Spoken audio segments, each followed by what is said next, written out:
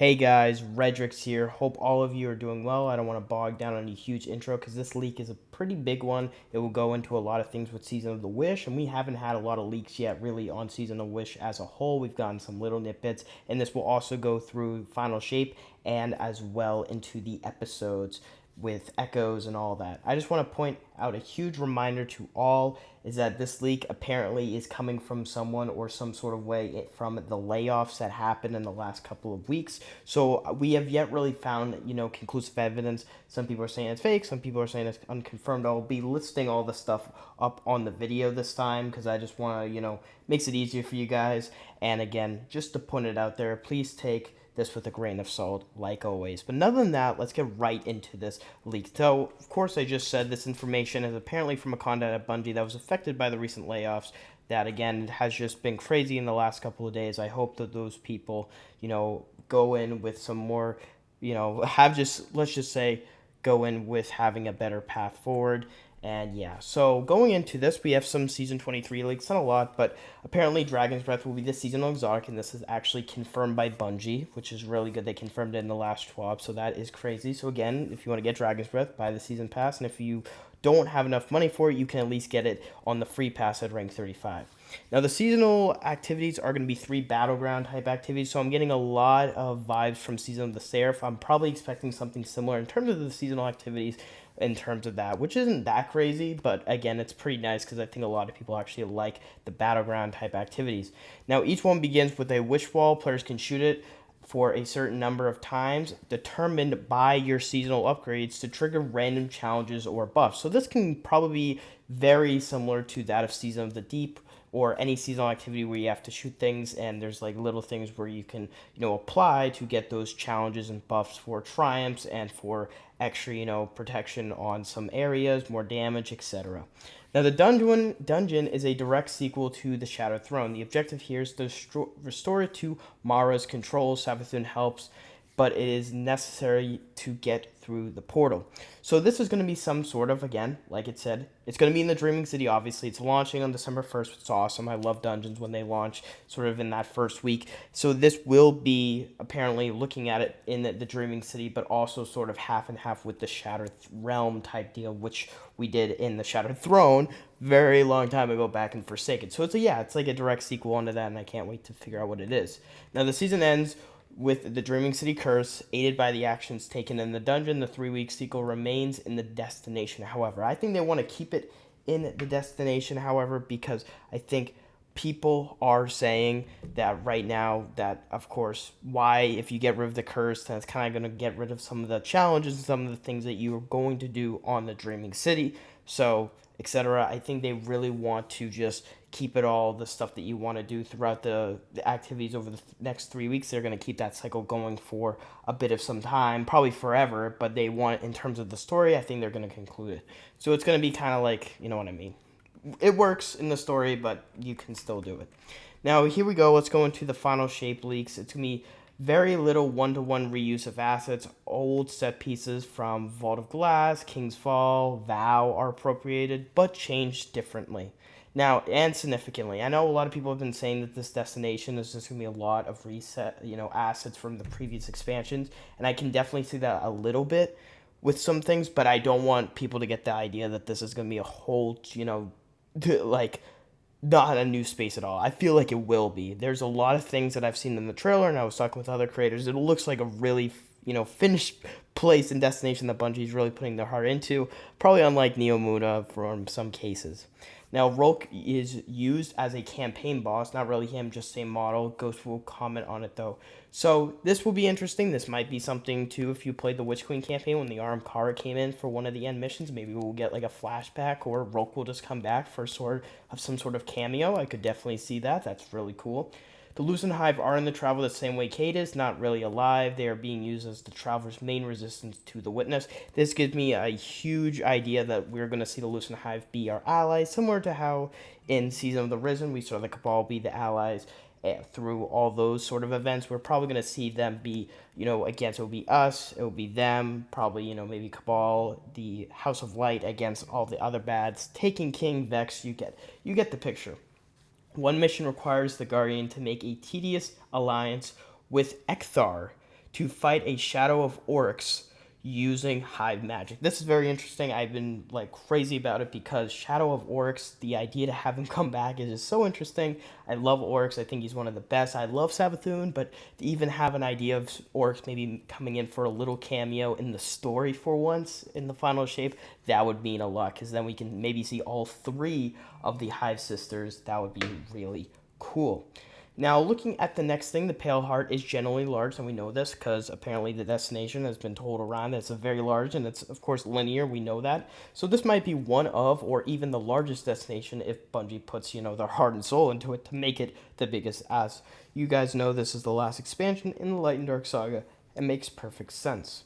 Now, the Tree of Silver Wings is one of these side bubbles that has a mechanic where if you give it collectibles earned through doing challenges in the Pale Heart, you unlock rewards like unique red borders and an exotic. So this is something that you could definitely see anywhere. So not too crazy, but it's pretty nice to hear because again, it's doing nice challenges to get something in return. The main aim of the Pale Heart is to give players a long-term system to chase. Now we know that there's a lot of new systems and a lot of systems will be getting reworked for this destination entirely. We learned this back all the way but prior to the reveal and over the last couple of weeks that there's all these new additions in terms of upgrading and the seasonal vendors. So in terms of that, it's going to be really good. The raid boss is a 4-phase fight against the Witness. Now, again, we don't really know if this is 4 or 3-phase. I heard from many leaks that it was 3, but this one says 4, so it's going to be a long, phase fight against the Witness. It will end with the Witness's darkness connection severed, and a new type of a darkness will be released into the world, the lore rival's vows. No new subclass planned for the final shape, although it is in development. The red subclasses were real. Bungie may end up including the new subclass with the final shape if the delay happens. Now, this is very interesting, very controversial. If the delay was to happen till June, they would definitely tease it in some way. I do feel like it's in development, and if this were to be the case, if they do delay it, they'll definitely hint and tease that, and then maybe over the episodes launch it. If it is going to happen in the final shape in February, that the final shape releases, I think they're not going to really plan to show it for a while. So again, this delay can maybe have a sort of effect on some of the development things in terms of this new subclass, the Strife subclass, if you will, because apparently those leaks were apparently real and valid. Now, the Echoes will be the first episode that launches with the final shape. It will be 3 months if they go into it. And apparently, Venus will return. Missions on Venus were planned for Lightfall but got cut, so much of the work has already been done. I don't know if you knew this, but for all of 2022 and going into 2023 for Lightfall, we had some missions from the old planets, and one of them was Venus. But Venus was not actually in Destiny 2 at the point. It was only the some of the old other destinations like Mars and etc. So to have Venus come back for a couple missions, but a whole season on it, it would be really cool because that is like one of the destinations I really love from D1. Osiris Echo, sent out to explore the Infinite Forest, has been summoned by the Vex.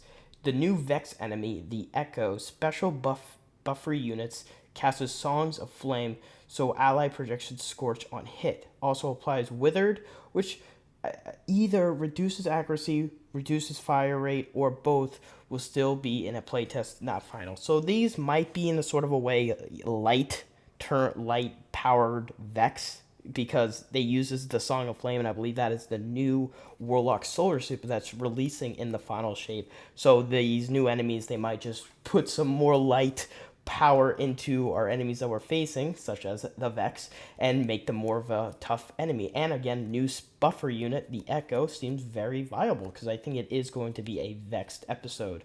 The Withered is a teaser for the next subclass. I don't think that's the name, but that's sort of like the name that's going to be like put around. I don't know if you guys remember back in Season of the Haunted, it was Egregore was like the tease name for it, and people thought that was the subclass for the Lightfall, but we were definitely wrong. It was like that unearthed darkness power, so probably that's going to be something that they're going to tease, and then it will be something entirely different. Who knows?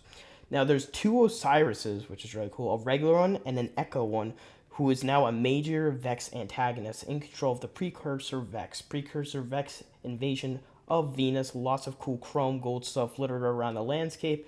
The episode story is mostly about finding out what is going on. Erismorn and Osiris is involved. This might be sort of a redemption arc if they go for it.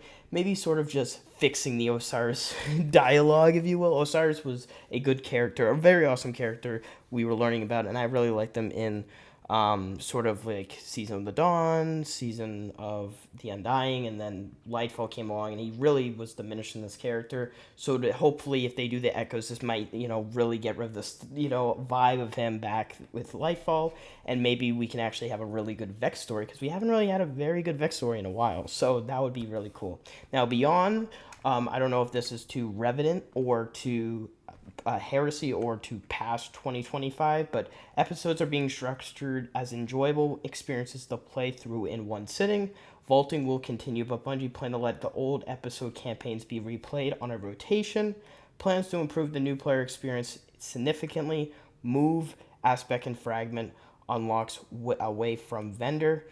Episodes to be Shadowkeep size. Potential plans to continue episodes with greater investment as a replacement to the Final Shape, Lightfall, Witch Queen size expansions. And there's no 2025 expansion planned. Now, I would love if episodes were at as a size at least as like Lightfall or the Witch Queen. I know when we look at those are gigantic, and I don't think they will potentially be that right away. But if over the next couple of years, if they just do continue with episodes while they work on Marathon and other games, it could be maybe into something even bigger than a season. It could be, again, like Shadowkeep. And if we got 3 Shadowkeeps in a year that had actually a really good story and major changes to the game, that seems really good. But time will tell. Now, in terms of the subclasses, a little bit here. Subclass is to be released alongside an episode when it's ready, which, again, thinking of it, if you have 3 chances throughout the whole year to launch a Shadowkeep size expansion in a Darkness subclass, Bungie could take as much time as they feel, so it'll be really cool. The eternal code name Terror, not Final, think Vapor. So Terror. So yeah, it's morely like we've been saying for the last couple of years when we're thinking about this last subclass. They are working on it, just like time will tell. Wither is one word with accuracy, move speed, and fire rate decrease. Some of the words. Decompose is like a damage over time thing. Mind control ability, if you remember from the artifact all the way in Destiny 1. I know that was something. And a Splatoon-like focus on painting terror with zones. Very cool. Now, lastly, context personal speculation. Expects we'll see sequel episodes eventually, like Echoes 2, that follow up on the Vex Osiris plotline. Doubt Bungie would commit to endless stories without interconnection. So think of these again as we know that these next 3 episodes are going to be one-on-one type deal, but I could definitely see them, even make a further story with doing them because Witness is the big bad, and after they're done with it, they got to start really thinking about the next 5 years if they want to do a bigger story. So there's those things that you got to think of. But going into that really finishes off what we have today. There's a lot of stuff to think about. Looking at some things before I close off in this video, the Darkness subclass really teasing at least if they're going to announce that they are, that it's coming in the next year. That really maybe has a huge impact on if the Final Shape is delayed. The Echoes storyline seems really interesting more on the Vex. If you love the Vex and you really want a good story for once, I think they could really pull it off in the Echoes season. Now, they didn't really say anything about Revenant or Heresy, and I think that's planning way too long. That's like a year from now, so we won't really know anything. But Echoes is going to launch alongside Final Shape, basically, so we got to look at that. Moreover, again, time will really tell if these huge changes with the episodes will come, and of course, obviously, with the subclass. When thinking about the Final Shape and Season 23, Season 23 looks very awesome if they can plan it right. It literally looks like a Season of Seraph, but if it was on a Dreaming City. And if they have the story, narrative, and at least the activities are amazing, I could see we are probably in one of the best seasons of the year. And I've been thinking all these seasons we've gotten, Season of Defiance, Deep, Wish might be the best because, after all, I think they're improving more often than not. And the dungeon seems really cool, and I cannot wait to play that on the first week. So that's pretty cool. The Final Shape looks really awesome. I think they have a lot of things here that are in place. I'm just hoping we can get some more, little things as we go forward. Because obviously, if this is delayed till June, guys, there's going to be plenty of other stuff that we're probably going to get until then in terms of at least leaks and news coverage, so we'll have that all named there. But yeah, I hope you guys did enjoy. If you guys did, please be sure to subscribe, and I'll see you guys on the next one. Bye, guys.